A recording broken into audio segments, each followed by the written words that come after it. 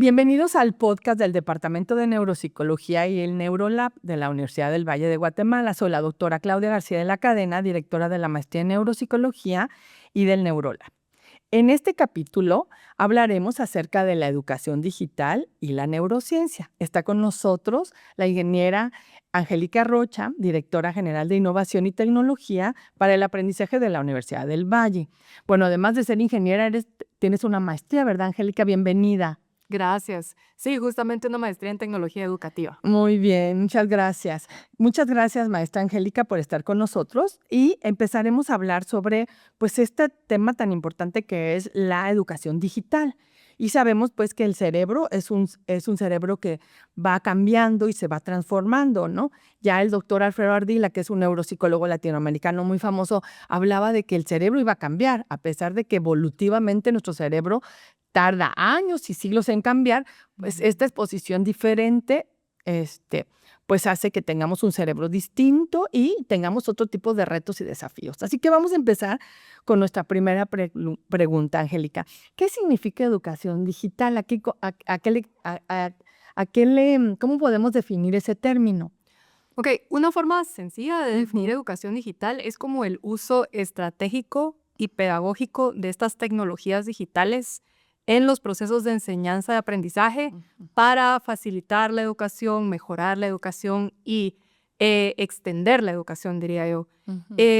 Y pues este uso de las tecnologías, conforme ha ido evolucionando la tecnología, los expertos pues los han ido dividiendo la educación digital en diferentes formas. Entre ellas, pues se puede hablar de educación digital dependiendo de la presencialidad que tenga la educación. Entonces podemos hablar de educación digital que es presencial enriquecida con tecnología, pero tenemos también educación digital en donde es 100% virtual o en línea, ¿verdad? También tenemos educación digital que se puede diferenciar según el momento de las interacciones, y ahí hablamos de educación digital asincrónica, ¿verdad? O sincrónica, porque estamos interactuando en ese momento, como lo estamos haciendo ahorita, ¿verdad? Y después también es bien interesante porque la tecnología ha evolucionado tanto que se ha también visto educación digital según el dispositivo. Entonces ya hablamos de términos como, por ejemplo, M-Learning, ¿verdad? En donde todo el aprendizaje ocurre a través de estos aparatos, ¿verdad? O también educación de realidad virtual o realidad aumentada, ¿verdad? Porque todas las experiencias se están haciendo a través de estos visores de realidad virtual. Y la verdad es que cada vez es más complejo el tema de educación digital porque vemos que también hay diferentes enfoques y metodologías que se están aprovechando de estas tecnologías como para mejorar ese aprendizaje. Por ejemplo, se habla mucho de la gamificación, ¿verdad? De cómo yo puedo dentro de las plataformas virtuales agregar componentes de juego para mejorar la motivación, ¿verdad?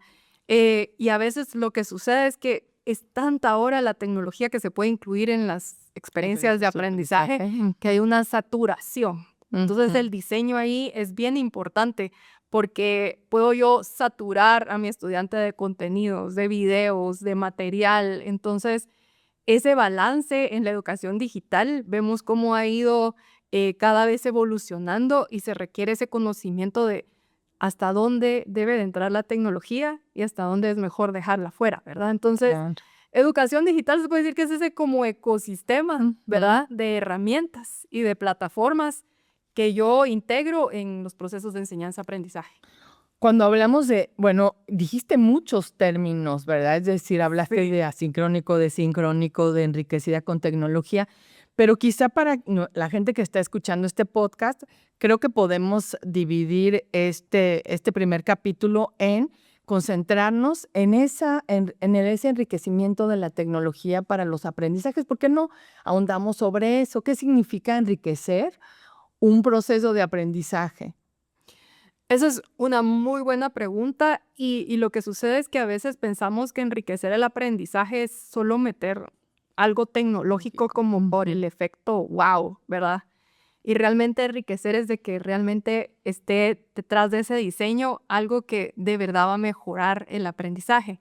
Entonces, ¿cómo puedo yo enriquecer un aprendizaje? Digamos, si quiero fomentar algún tipo de interacción y se me dificulta hacerlo dentro del aula, por ejemplo, podría agregar un foro de discusión asincrónico, en donde yo sé de que este medio digital va a facilitar a que mis estudiantes puedan interactuar en diferentes momentos y que puedan ahondar sobre un concepto o un tema que estamos viendo en clase.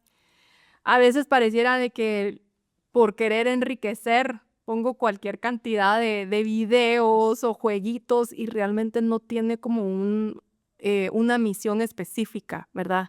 Querer agregar esos componentes tecnológicos. Ok.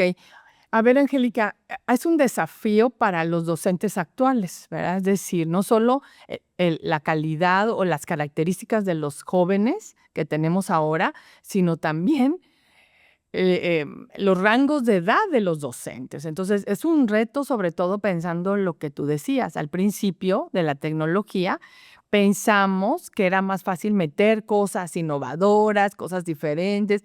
No se usaban las iPads, por ejemplo, ¿no? O las pantallas. Y obviamente todas estas tecnologías tenían un impacto en las personas, en cómo interactuaban, en quiénes tenían miedo o no. ¿Qué puedes hablar sobre eso? Y creo justamente el cambio generacional se está notando mucho en las instituciones educativas con el uso de tecnología. Por ejemplo, vemos que docentes nuevos a veces como que les falta ese como criterio de cuándo sí y cuándo no utilizar la tecnología. Vemos mucho, por eso mencionaba un poco lo del aislamiento, ¿verdad? Porque a cada vez les cuesta más a los jóvenes tener este tipo de conversaciones. O sea, se vuelven muy dependientes a la conversación o a la interacción a través de ese como filtro digital. Y creo que lo vimos en pandemia. Sí. Hubo jóvenes que realmente les gustó el formato remoto porque sentían que Estaban protegidos por esa barrera digital en donde no nadie me ve, tengo la cámara apagada, pero aún así puedo chatear, ¿verdad? O le puedo chatear individualmente al profesor. No sé si te pasaba, pero a mí me pasaba de que de repente tenía un montón de mensajes directos a través del Zoom. Pero porque no se animaban a decirlo a todo el grupo, pero por supuesto por atrás estaba ese canal de comunicación. Entonces, vemos justamente cómo estas tecnologías pues sí facilitan, Claro. pero al mismo tiempo hay que tener cuidado de que no aíslen y que no creen como cierta dependencia. Y con los docentes jóvenes, como ya viven en este mundo digital, y por eso lo importante de una educación digital bien diseñada. Claro. Más ahora que estamos inmersos en tecnología. Entonces, ¿quién debe modelar esa educación digital? Somos nosotros como docentes. y todo eso también es un proceso. Para los que ya estamos un poquito mayores, como para los recién ahorita docentes, yo ya llevo 12 años de ser docente y miro la diferencia. Claro. Es como tan diferente el mundo ahora, ¿verdad? Y más con la inteligencia artificial, que también nos viene a poner otro gran reto. Esa es otra conversación. Sí, es otra conversación que tendremos. Pero es lo que está pasando con la educación digital, ¿verdad? Todas estas herramientas, todos estos como entornos virtuales están cambiando tanto que tenemos que ver cómo realmente diseñamos esta educación del futuro, ¿verdad? Y del hoy. Por supuesto que habrá instituciones o grupos de estudiantes que tengan más recursos, porque los recursos hacen la diferencia, ¿no? Entender que es cierto, mucha gente tiene teléfonos inteligentes, ¿verdad? Que yo no sé si se llama todavía teléfono inteligente, pero creo que ya se quedó corto ese término, ¿verdad? Y el acceso a la tecnología, ¿no? Habemos instituciones, y creo que la del Valle es una de ellas, donde hemos estado adelante, en la punta, tratando de usar esa tecnología y también capacitar a los docentes. Otro tema que me parece muy importante es esta diferencia, es que la tecnología nos permite también exponernos a otros medios para aprender. ¿Qué tanto es el uso de mucha tecnología? ¿Cómo sabemos que un estudiante está aprendiendo cuando es muy encantador? Y lo vemos con nuestro fondo de este podcast. Es encantador el uso, cómo podemos cambiar colores, pero en realidad estamos aprendiendo. ¿Qué piensas de eso? Sí, yo creo que por eso es muy importante definir bien cuáles van a ser esas interacciones con la tecnología y también la forma en que se va a evaluar y la realimentación que va a recibir el estudiante. Y Y yo creo que ahí juega un papel muy importante la neurociencia, porque nosotros los tecnólogos a veces no sabemos cómo aprendemos.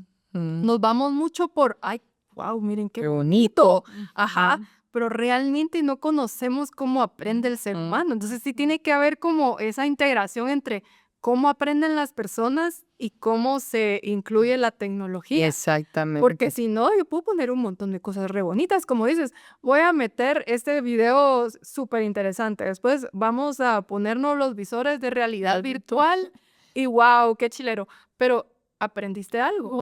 Ah, O sea, no es solamente de consumir contenido, sino que también hay que ver cuáles son como esas como actividades o interacciones que me garantizan que sí estás aprendiendo. Por supuesto que en neurociencia lo que sabemos, primero que nuestro cerebro no procesa tantos canales, o sea, los estímulos externos no se procesan. Puedes escuchar, puedes ver, puedes sentir, pero no, o sea, no podemos exponer a tanto al cerebro. Nuestro cerebro no está en capacidad de hacer eso.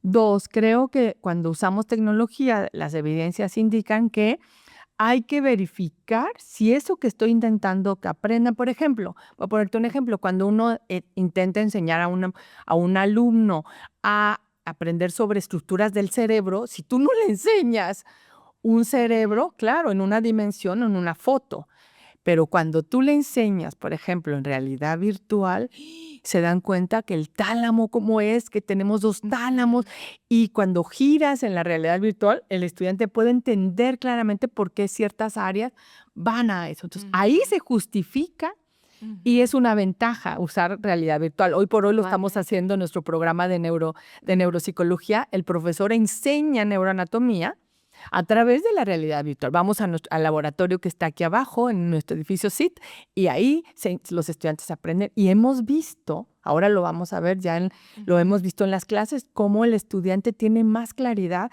por qué ciertas fibras aferentes van al lóbulo frontal, por ejemplo, porque han entendido de dónde, cómo están ubicadas estructuras.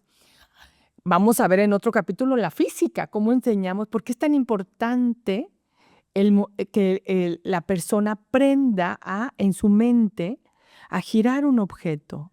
Y eso, obviamente, claro, los objetos en la realidad virtual los vemos claramente, pero tienen que hacer otras cosas para complementar y asegurarnos que la persona puede entender los espacios de un objeto, ¿no?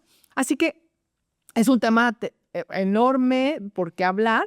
En nuestro siguiente capítulo vamos a hablar de, me parece, la enseñanza cuando es sincrónica o asincrónica. Muchas gracias, Angélica, por estar hoy con nosotros y nos vemos a la próxima. Gracias. Gracias.